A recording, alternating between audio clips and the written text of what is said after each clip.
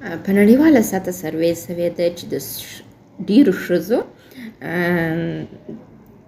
یو دم کار کولی خوښیږي، مثلا سرپرایز یې خوښیږي، یا یو شی چې دا نه خبره چې د هغې دپاره وکړې دا یې خوښیږي. نو تاسو کوشش وکړئ هغه که هر څومره هم کوچنی څه وي د هغې دپاره یې وکړئ.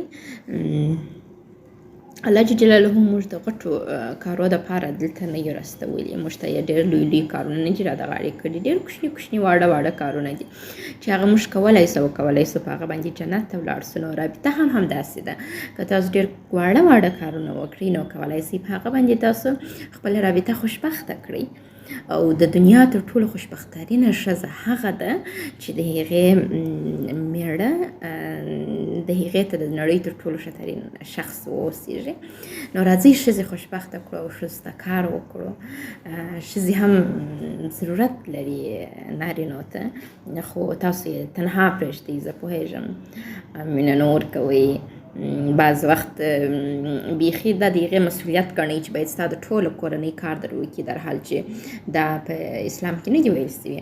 دا چې هغه یې کوي یو احسان دی چې په تاسو باندې یې کوي. نو تاسو هم حد اقل مننه خو ورته وایاست.